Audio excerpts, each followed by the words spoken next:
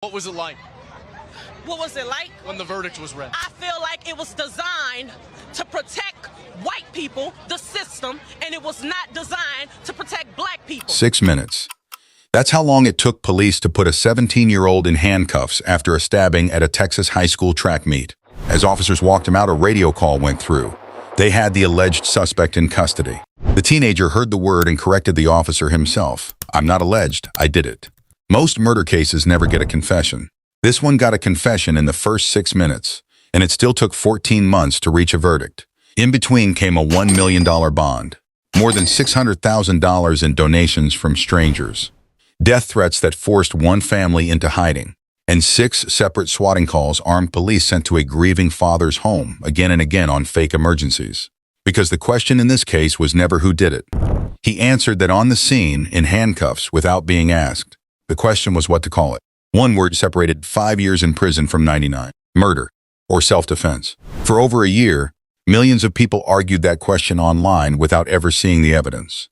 Then 12 jurors in Collin County, Texas, finally did see it. All of it. The footage, the witnesses, the knife. It took them less than 3 hours to answer. This is the case the internet tried first. This is what actually happened, drawn from sworn testimony, court records, and the official case file. Some of it confirms what people believed. Some of it does not. April 2nd, 2025. A Wednesday morning in Frisco, Texas, a fast-growing suburb north of Dallas where serious crime is rare enough to make people move there for that reason alone. At Kuykendall Stadium, the district championship track meet was underway. Hundreds of student athletes from across Frisco's high schools. Just before 10 a.m., the scoreboard flashed a rain delay. Court testimony would later reveal something strange about that. Officials never actually called one. Athletes were still warming up on the track.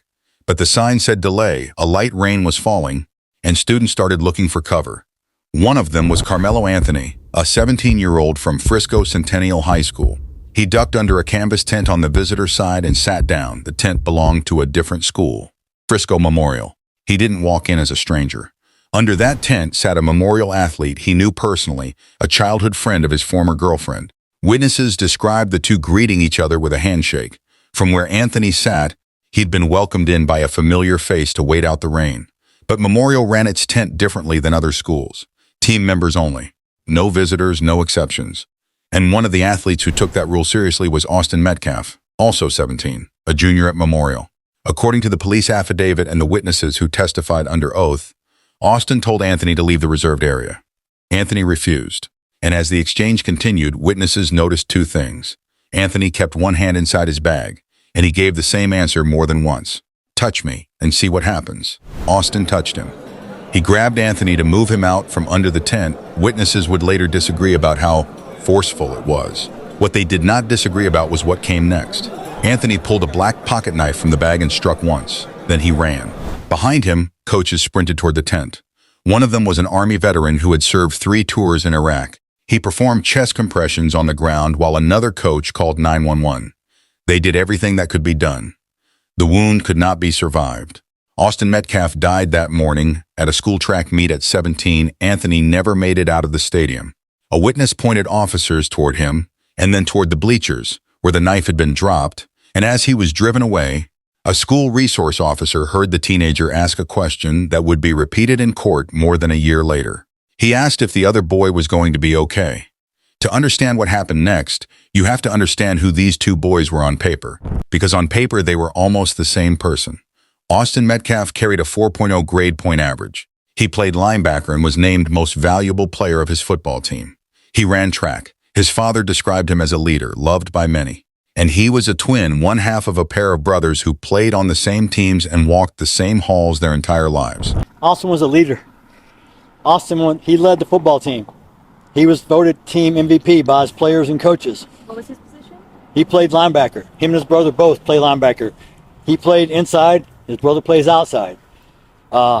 We were so fortunate this past weekend that me, Hunter, and Austin, we grew up hunting together, and we had as a matter of fact, the ranch we own, the lease was not renewed, so we could never hunt there again. And we went there for the last weekend. And he said, "Dad, I've never shot a pig before. I want to get a pig this weekend." I said, "Okay." Lord and behold, it's a heck of a story, but he shot his first pig this weekend. And we all talked, me, him, and Hunter both. We all talked about these are memories that you take forever. After I'm gone, you can tell your kids about, well, your grandfather and we were hunting and we stalked and it took 2 hours, but we got this. I got my first pig, and he was so excited. And I'm so fortunate to be able to spend that weekend, not knowing it was the last weekend I'll ever spend with him. And he also was on the track and field team? Also was, football was his pride and joy. He was working on track to increase his speed. Matter of fact, he's already dropped this 40 times. He was telling me about how he's dropped it. He's going to drop it some more. And he was an amazing. Karmelo Anthony was an A and B student. He was captain of his football team and captain of his track team. He worked 2 jobs while in high school. He was the eldest of 4 children. That portrait didn't come from social media or from his supporters. It came from his own father, Andrew Anthony, testifying under oath in a courtroom. 2 17-year-old athletes, 2 captains, 2 honor students. They lived in the same school district, attended schools about 15 minutes apart, and competed at the same meets. Yet by every account presented in court, they had never met before that morning.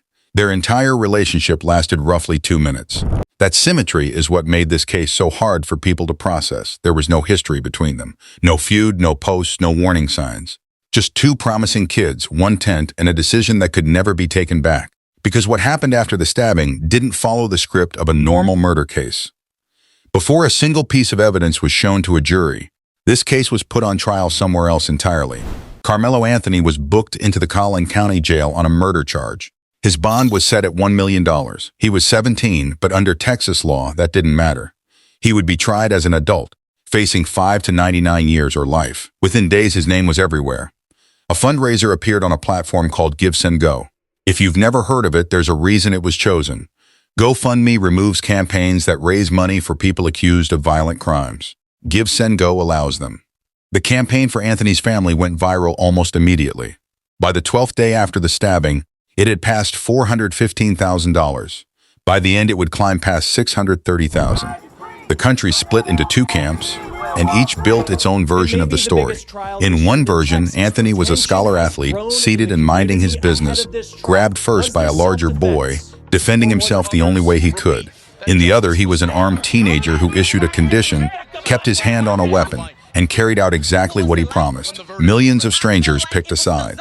Almost none of them had seen a page of evidence. The consequences were not virtual.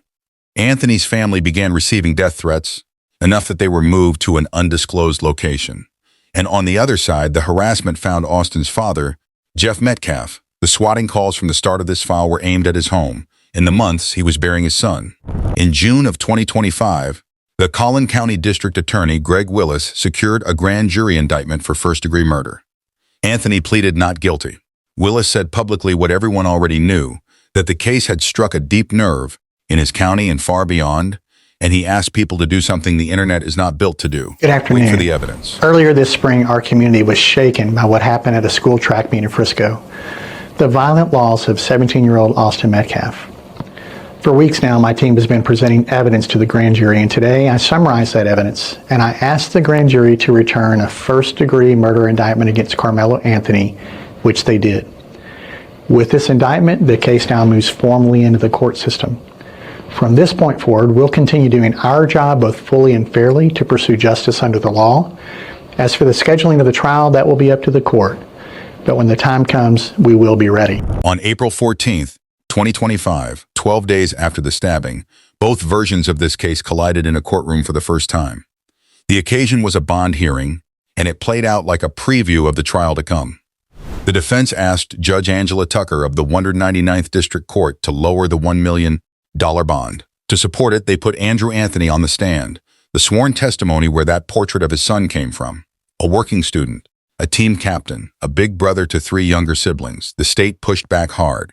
Prosecutor Bill Werski pointed at the money pouring in online and made a blunt argument. A family whose supporters had raised hundreds of thousands of dollars in under 2 weeks could afford the original bond. The defense answered that the family hadn't even started the campaign and couldn't simply reach into it, and that whatever money existed would be consumed by lawyers and by relocating for their own safety.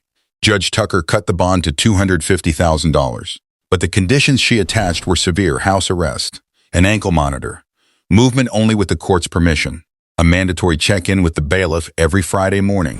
He couldn't even meet his own attorney without notifying the court in advance. One violation and he'd go straight back to jail. That afternoon, Karmelo Anthony walked out of the Collin County Jail. On the courthouse steps, his lead attorney, Mike Howard, laid down the foundation of everything that would follow. Self-defense is a protection that applies to each and every one of us. There are two sides to every story.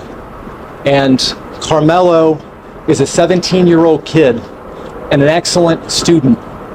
He is the captain of his track team. He is the captain of his football team. And prior to this, what was on his mind was what college he was going to go to. This is a tragedy all the way around for both families. Rushing to judgment, trial by public perception and trial by media is not how we ensure justice is done. We are confident that after a full investigation, that the truth will come out. Every Texan, he said, has the right to defend themselves when they reasonably fear for their life. There are two sides to every story. Then came the strangest phase of the case, silence. For nearly 14 months, Anthony lived under house arrest while the internet's two verdicts hardened. The actual evidence, the footage, the witness statements, the weapon, sat sealed in a case file. On June 1st, 2026, the file opened. Finding a jury was the first battle. Nearly 600 potential jurors were summoned, a number that tells you how saturated Collin County was with opinions about this case. From that pool, 12 were seated. The Judge John Roach Jr. ran his courtroom at a pace reporters called Relentless, full days. A 9-hour session on a Saturday. No cameras allowed, no audio. The only images the public would ever see from inside that room were pencil sketches drawn from the gallery by courtroom artist Pat Lopez. The prosecution called 21 witnesses across 4 days, and their case stood on 4 pillars. The first pillar was the rule. Memorial's coach testified about his tent policy, team only, strictly enforced, no exceptions. Student after student confirmed it, some of them drawing quiet laughter in the courtroom, describing just how strict he was. The point was serious. Austin wasn't picking a fight that morning. He was enforcing a rule everyone on his team understood. The second pillar was the warning. The state argued that what Anthony said under that tent, and the fact that he repeated it while keeping a hand on his bag, was not panic. It was a condition, announced in advance, with the means to carry it out already within reach. By closing arguments, prosecutors had a name for what followed. They called it a sneak attack, a strike the victim never saw coming. The third pillar was the weapon. Officers had recovered it exactly where witnesses said it would be. In court, prosecutors did something simple and effective. They showed the jury how fast that model of knife opens. According to the testimony, there was no fumbling in that moment. It came out ready. The fourth pillar was Anthony's own voice. He put his hands on me. I told him not to. He put his hands on me. Frisco police officers questioned Anthony, then quickly arrested him after initially detaining him. While he sat in a Frisco police vehicle, Anthony asked about Metcalf. Hold on a second. Is he going to be okay? I don't know yet, man. Karmelo, C-A-R-A. Jurors watched the arrest footage and heard, in his own words, the correction from the start of this file. A school resource officer recounted what Anthony said in custody, and a coach who stopped him on the track quoted him directly. He put his hands on me. I stabbed him. The hardest day belonged to the chief medical examiner, Dr. Elizabeth Ventura, who performed the autopsy. Before she testified, Austin's family was quietly advised to step out of the courtroom. She told the jury the single wound could not have been survived, even with immediate medical care.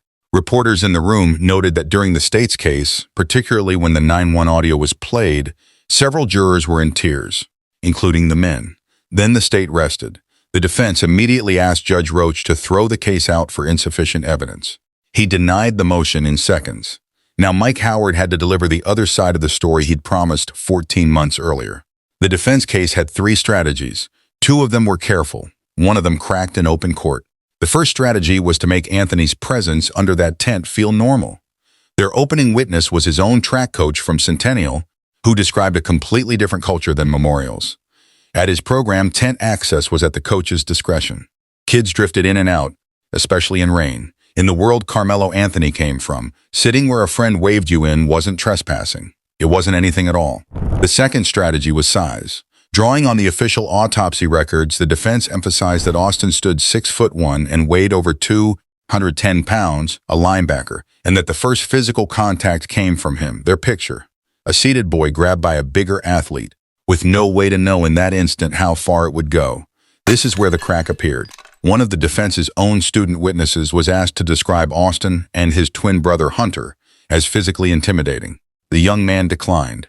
Then he went further, volunteering that Austin was substantially bigger than Hunter, quietly dismantling the image of two matching enforcers the defense had been building for days. Another defense witness fared worse. Prosecutors played stadium video, paused it frame by frame, and showed the jury that the movement of athletes contradicted the account the student had just given. The third strategy was the law itself. A police officer took the stand for barely 15 minutes to establish one fact. In Texas, carrying a pocket knife with a blade under 5.5 inches is legal, even inside a stadium, against school policy. Yes. A crime, no. Whatever the jury decided, possession of the knife couldn't decide it. And under all three strategies sat the legal standard everything would turn on. In Texas, deadly force in self-defense must be immediately necessary, a reasonable response to a reasonable fear measured in the moment. Howard's closing argument compressed the entire defense into a sentence. In that split second, self-defense is useless if you wait too late. And he pointed to what happened after. One strike, no second one. Anthony dropped the weapon, ran, and harmed no one else. The jury had now heard both stories. But there was one voice they had not heard.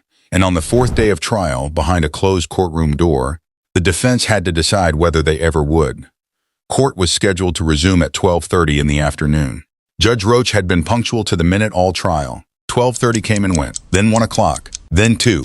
For an hour and 45 minutes, the courtroom doors stayed shut, and in all that time, reporters in the hallway saw only 2 people go inside. Karmelo Anthony's parents. Nobody could explain it, so everyone tried. 2 theories made sense. Either a plea deal was being negotiated at the last possible hour, or defense was deciding, with the family in the room, whether to put their client on the stand. Understand why that decision mattered more in this trial than in almost any other.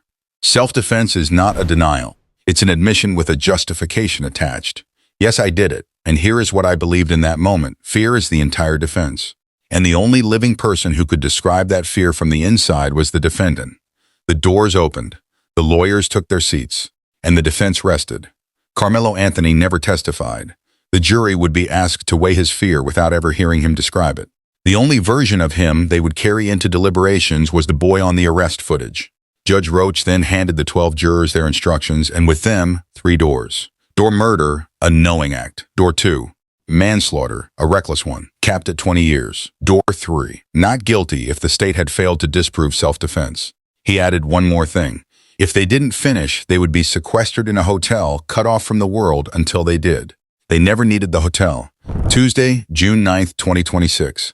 Outside the courthouse in McKinney, about 100 people stood waiting in 90-degree heat. Inside, Judge Roach had already warned the packed gallery. Any outburst would be treated as contempt of court. The jury came back in under 3 hours. Guilty of murder, not the lesser charge. 12 jurors, unanimous, had concluded the stabbing was a knowing act, and that self-defense did not survive the evidence. Outside, part of the crowd groaned. Courthouse, sometimes even yelling at each other. Our crews saw one person appear to be taken into custody earlier this evening before the sentencing came down. And moments ago, prosecutors spoke to the media with the Metcalf family by their side. One woman screamed that it wasn't real. One man was taken into custody in the chaos near the courthouse steps. Inside, the gallery held its silence as ordered. The defendant did not. Anthony, composed through 4 days of evidence, broke down completely. The ankle monitor he had worn for 14 months was now irrelevant. He was taken into custody on the spot. Texas wastes no time. The punishment phase began within minutes. Same jury, same day. Both sides waived opening statements. The defense called exactly one witness. His mother, Kayla Hayes, told the jury her son was very sorry for what he did. She called him her firstborn. She asked them for mercy. Anthony cried as she spoke. It was the only expression of remorse the jury heard in the entire trial, and it reached them secondhand. Legal analysts watching were stunned by how thin that presentation was. Court TV's Vinnie Politan put it plainly. No teachers, no mentors, no expert on the teenage brain, nothing to account for 17 years of a life. The defense, he said, looked as unprepared for this verdict as their client. They had one lever left, a Texas provision called sudden passion. If the jury found Anthony acted in an uncontrollable surge of emotion provoked by the victim, The maximum sentence would collapse to 20 years. The state's answer was already in evidence, a condition announced calmly, repeatedly in advance, with the weapon within reach. An announced condition, prosecutors argued, is the opposite of passion. After roughly 2.5 hours, the jury agreed. Sudden passion, rejected. The sentence, 35 years. Then the courtroom heard from the Metcalfs. Austin's mother, Megan, went first. She described a house that is now quiet, a future her family will never get to know. And she told the 19-year-old in front of her that he should feel lucky. His sentence has an end date. Hers doesn't. Then came a moment nobody expected. Hunter Metcalf, Austin's twin, who had stayed away through the entire trial, walked into the courtroom for the first time to speak. He asked Anthony for one thing, to look him in the eye while he talked. He spoke about leaning on his faith and about trying to learn how to forgive. Jeff Metcalf went last. Anthony had kept his eyes down through every statement.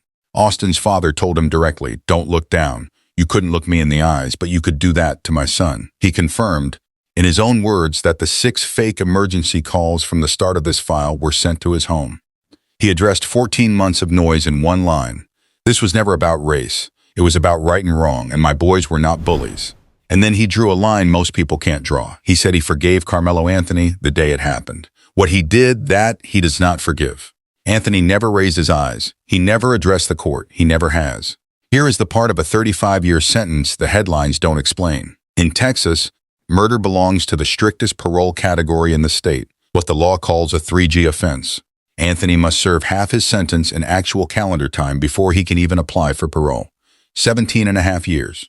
Good behavior credits don't count, not one day. His earliest possible parole window opens around 2043, when he'll be in his late 30s and eligibility is not release. Boards deny violent 3G applicants at high rates. If he serves the full term, he walks out at 54.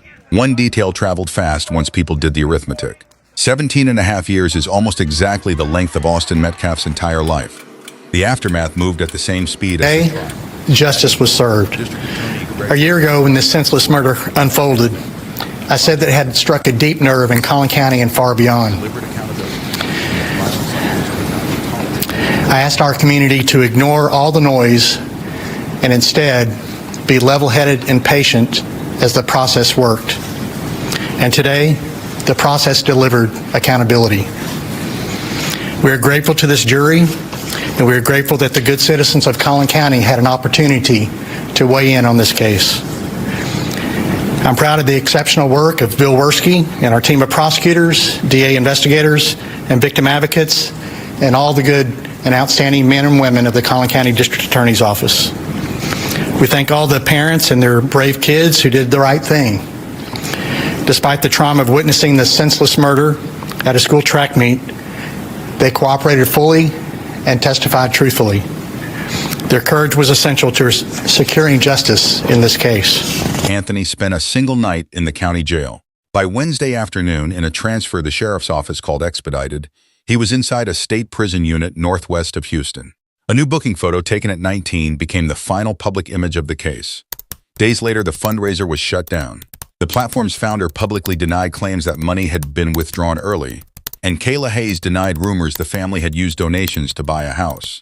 And the legal fight isn't over. Anthony's side has signaled an appeal, pointing among other things to the makeup of the jury, which included no black jurors. An appeals court won't retry the facts. It reviews questions of law, and that process takes years. Step back, and 2 trials ran side by side for 14 months. The Internet's trial had no rules of evidence, $600,000, and certainty on both sides, and it ended in a tie. The real one had 21 witnesses, arrest footage, a weapon, and one question. When one 17-year-old put his hands on another, did Texas law allow a knife as the answer? 12 people who saw everything said no, in less time than a track meet takes to run. What remains is smaller than any of it. 2 families from the same school district. One son in a prison outside Houston until at least 2043. One son who would have graduated this spring. The file on this case is now closed. The questions it leaves open about what's in a teenager's school bag and about how the internet adopts a tragedy before the facts arrive are not. Every claim in this video comes from sworn testimony and primary reporting. The sources are in the description. If that's the standard you want from true crime, subscribe to Quiet Record.